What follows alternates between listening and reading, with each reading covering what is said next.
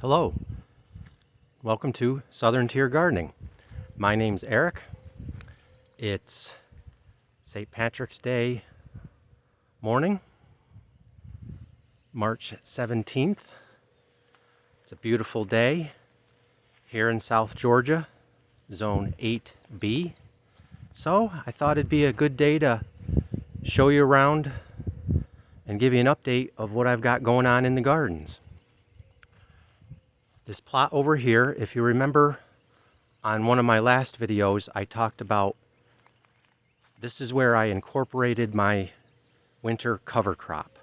I showed you guys how I dug that in, and the last step after I got all the mustard greens tilled into the soil, I watered the whole plot really well, and then I covered it with this black plastic. It's about a 6 mil black plastic. I got it at Lowe's. I forget the exact dimensions. My garden is 15 by 25. I want to say these tarps were about 10 by 30, and I used 2 of them. And then you can see I have these 4 by 4 pressure treated posts that I use in my garden for a number of things, but they're handy for holding down the tarp. The reason you want to water before you put the tarp down is when that tarp has covered the soil, you want the plant material and everything underneath to start to decompose and to break down.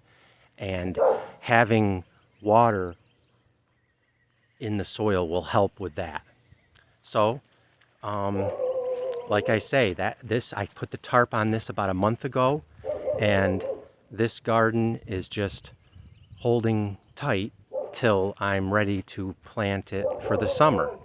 I can show you guys a little bit here today what I'm going to be planting in that garden. My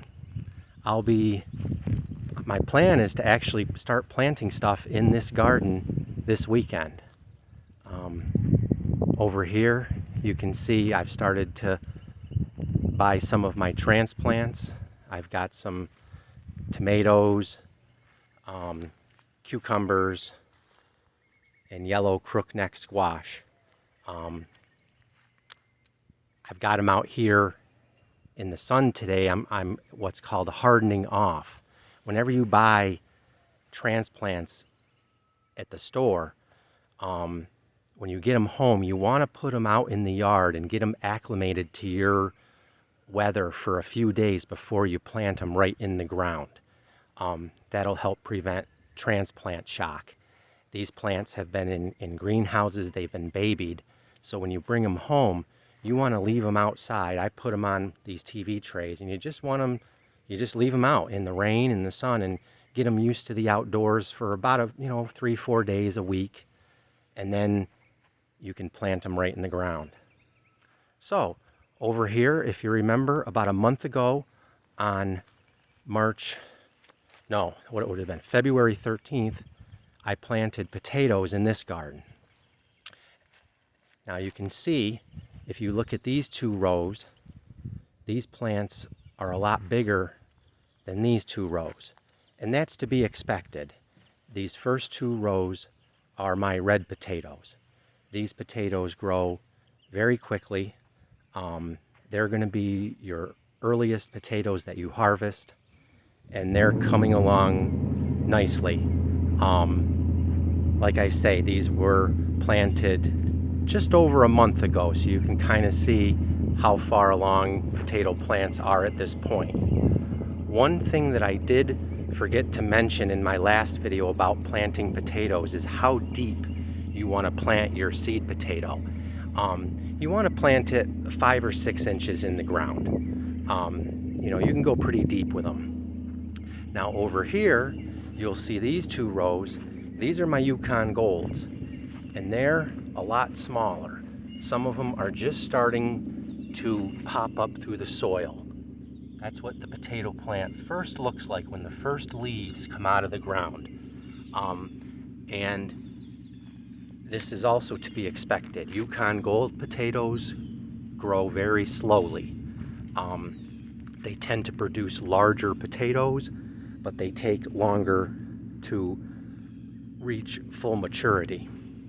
But this will work out good because I can harvest these red potatoes when they're ready, and then a couple weeks later, 3-4 weeks later, I can harvest my Yukon Golds, and I'm not overwhelmed with the harvest. If you can notice, I don't know if you can tell, but some of these plants, my potato plants, don't look real healthy. I had quite a scare last weekend. Last weekend we had a late frost. My average last frost date is March 1st. So they call it an average for a reason. We had a hard frost last Saturday night. We got down to 26 degrees for about 4 hours overnight. And that's very cold for here, especially on March 12th. So that type of frost will kill any part of your potato plants that are above the ground. So you can see, I don't know if you can tell, what I did to save these plants from the freeze was I hilled up dirt all around and up over these potatoes.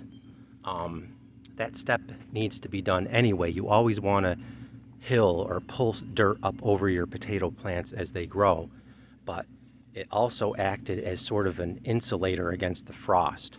So I hilled up the soil. I also have frost protective landscape fabric that I use whenever I have a risk of frost and plants that might get killed. So I also covered these rows of potatoes with that fabric. And it's been about 4 days now, and we've had warm weather, and I'm very relieved because it looks like my potato plants are going to live. I'm seeing a lot of new growth. You can see, the frost just really, kills these plants back. Right here would have been a nice large leaf and stem, but the frost killed it off. But you can see these little tiny leaves are forming. These plants are going to be just fine. A lot of new growth forming in these areas where the frost damaged them. See, there's some frost damage. So, a little worrisome, but with the combination of pulling the dirt up over the bottoms of the plants and then covering them with landscape fabric, I didn't lose any plants. Now, also over here in this garden, if you remember, I have my onions growing, and they're coming along great. These, you got to be patient with onions. I planted these on October 30th, so they've been in the ground a long time. When onions grow, they have 2 stages to their life cycle. The first first couple months of their growth is vegetative. It's all the leaves. You can see some of these leaves on these onions are like 3 feet tall now. But the first stage of the plant's life is all about just growing you nice big green leaves. And when you fertilize the onions, you want to fertilize them or use a fertilizer that promotes green vegetative growth. That's why you use a high nitrogen fertilizer early on in the onion's life. Now, the second stage of the onion growing is called the bulbing stage.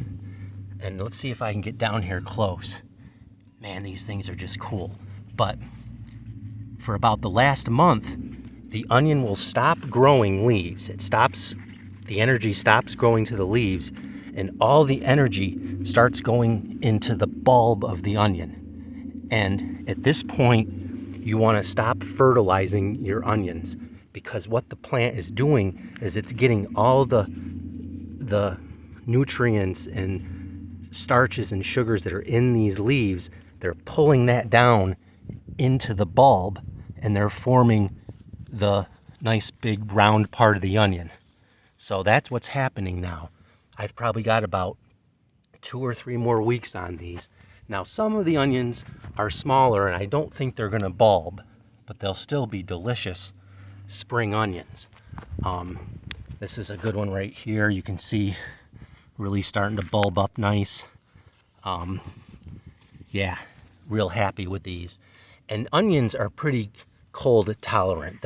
I covered these with the fabric, but it would take a pretty hard frost to kill onions. That's why they like the cold. That's why I grow them where I live throughout the winter time. So yeah, that's what the onions look like right now. Getting nice and big. I mean, you can see the height of these leaves. You know, I'm holding this up and it's, you know, like 3 feet tall. So pretty cool. Really had a lot of fun growing these this year. Can't wait to taste them. I can't describe to you when you get down here close with these onions what they smell like. It's just overwhelming how fresh and delicious they smell. I can't wait to start eating them. So pretty cool. And speaking of onions, last thing I wanted to show you is I've got a container planting going here. And what I've got planted in here are scallions. I've noticed up north we call this vegetable a scallion. A lot of people in the south call it a green onion. They're the same plant. It's basically an onion that will never form a bulb. You grow this to eat as a green onion. And I've always had terrible luck trying to grow green onions right in the ground. So this year I tried to plant them in a container to control the environment better. I planted 2 varieties. Over here I've got the Warrior variety of green onion. When you buy green onion seeds in the store, they're also going to be called bunching onions. And this one over here is the White Lisbon bunching onion. So these are quick growing. They're about 60 days to maturity. So I got about another 35 to 40 days. And I hope to have this container just full of scallions. I brought it over here near the garden for the video for you guys to see, but this container is normally set up right in my herb garden. So it's near my basil and oregano, and I figure that's going to work nice for cooking. So anyway, yeah, a lot going on. Next weekend, this weekend, I'm sorry, I'm going to be planting this garden over here. I'll probably do a video about that and talk in more detail about the varieties I'm growing. But this gives you an idea of what I've started with. A lot of determinate tomatoes, some indeterminates, some pickling cucumbers. I'm going to try something different this year. I'm going to try to grow my cucumbers vertically on a trellis. So yeah, hopefully I look forward to doing some more videos showing all that. So I hope you enjoyed today's video, and thanks a lot for tuning in, and we will see you next time at Southern Tier Gardening.